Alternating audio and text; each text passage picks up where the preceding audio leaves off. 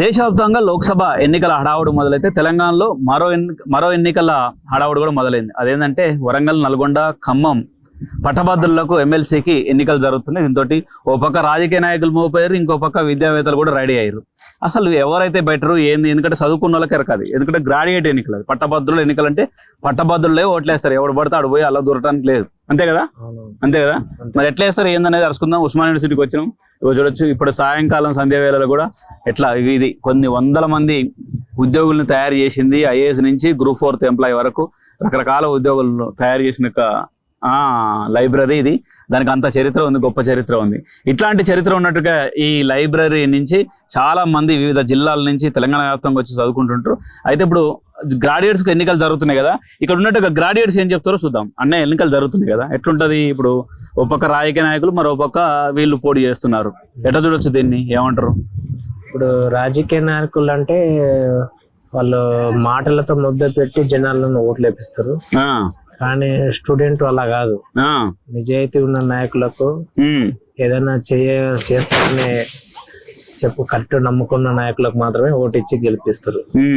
ఎవరైతే బాగుంటది? ఇప్పుడు ఈ నిరుద్యోగుల నుంచి మొన్నదాకా ఉద్యోగం చేసిన అశోక్ సార్ ఏమో ఇటు పోటీ చేస్తుంటున్నా, ఆయన ప్రెస్ మీట్ కూడా పెట్టి చెప్పిండు. అటు నుంచి రాజకీయ నాయకులు రెడీ అవుతారు, మోపు అవుతారు. ఎట్లా ఎవరైతే బాగుంటది ఏందంటారు, ఏమనుకుంటారు? అంటే ఇప్పుడు రాజకీయం ఎలా మారిందంటే ఉన్న వాళ్ళకి ఉన్నవాళ్ళు ఉన్నంత స్థానంలో వాళ్ళు రాజకీయంలో వస్తారు. సహజంగా ఇప్పుడు నిరుద్యోగుల బానిసంగా నిరుద్యోగ తరపున పోటీ చేస్తే వాళ్ళు చాలా తక్కువ. ఆ నిరుద్యోగుల మధ్య ఉండి నిరుద్యోగుల నుంచి పోటీ చేసి గెలిస్తే వాళ్ళ ఇప్పుడు నిరుద్యోగులకు ఎలాంటి బాధలు ఉంటాయి, ఎలాంటి సమస్యలు ఉంటాయి, అవి పరిష్కరించే స్థాయికి వెళ్ళాలంటే నిరుద్యోగ తరపున పోటీ చేసిన నాయకులను ఎన్నుకోవడం ఉత్తమం అని మేము. తెలుసా అశోక్ సార్? తెలుసా? తెలుసు సార్ క్లాసులు వింటుంటాము. ఆయన అసెంబ్లీ కౌన్సిల్ పోతే ఎట్లుంటది? పర్వాలేదు, బాగానే ఉంటది, చేయొచ్చు. ఇప్పుడు రాజకీయ నాయకులు కూడా విద్యార్థులు, స్టూడెంట్లు రాజకీయంలో రావాలని కోరుకుంటున్నారు.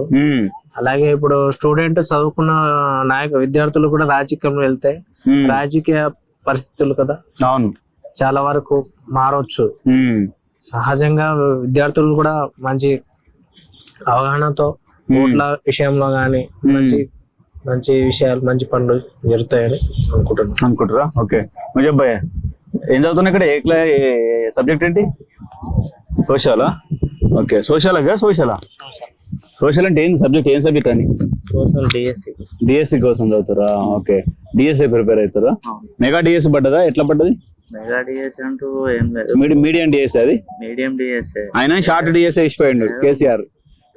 ఈయన మీడియం డిఎస్సి వేసిండు, మనం కోరిందేమో మెగా డిఎస్సి. అంతే కదా? దాదాపుగా 25,000 పైచీకులు డిఎస్సి పోస్టులు ఉంటే ఏదో 10,000 12,000 పోస్టులు వేసి మన మొఖాన కొట్టి విద్యార్థులకు మోసం. ఇదే బ్రహ్మాండమైన నోటిఫికేషన్ అన్నాడా? అశోక్ సార్ ని గ్రాడ్యుయేట్స్ అందరూ ఎందుకుంటేనే మంచిగా ఉంటుంది. ఎందుకంటే ఆయన అన్ని విషయాల్లో అవగాహన ఉంది. ఎందుకంటే పేపర్ లీకేజ్ విషయంలో గానీ, గ్రూప్ 2 విషయంలో గానీ, గ్రూప్ 1 విషయంలో గానీ, మొన్న టెట్ డిఎస్సి విషయంలో గానీ అన్ని దాంట్లో ఆయన విద్యార్థులు ఎన్నుకుండి నడిపించడం, ముందుకు తీసుకెళ్లడం. ఎందుకంటే ఎమ్మెల్సీ ఎలక్షన్ అంటే ఇది అసమాచారం కాదు. ఎందుకంటే ఇప్పుడు రాజకీయ నాయకులు ఏదో డబ్బుల కోసం దాంట్ల కోసం కాకుండా ఏదో గ్రాడ్యుయేషన్ విద్యార్థులు అందరు ఆలోచించి అశోక్ సార్ ని సపోర్ట్ చేసి అశోక్ సార్ ని గెలిపిస్తేనే బాగుంటది. అసెంబ్లీలో గానీ ఏ రైట్లోనో గానీ విద్యార్థుల తరఫున ఉండి కొట్లాడే వ్యక్తి, మంచి వ్యక్తి. ఏ విషయంలో అయినా ఆయన పోయి అడిగిన వెంటనే స్పందిస్తాడు. నిరాహార దీక్ష చేసిండు మొన్నటి వరకు. ఏదైనా గానీ ప్రభుత్వాన్ని వ్యతిరేకించడంలో గానీ, కొట్లాడి ఏదైనా తీసుకురావడంలో గానీ ఆయన మంచిగా అందరికి సహకరిస్తారు. ఫైట్ బాగా చేస్తారంటారు, ఫైటింగ్ బాగా చేస్తారు.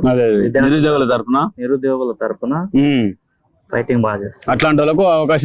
అట్లాంటి వాళ్ళకు అవకాశం ఇవ్వాలండి. ఎన్ని రోజులని వీళ్ళకి రాజకీయ నాయకులకే, డబ్బు ఉన్న వాళ్ళకే, లేకపోతే పలుకుబడి ఉన్న వాళ్ళకే, లేకుంటే వాళ్ళు ఇదే వంశపరంగా గానీ ఇంట్లో ఉన్న వాళ్ళకి పదవులు ఇవ్వడం కానీ కాదు.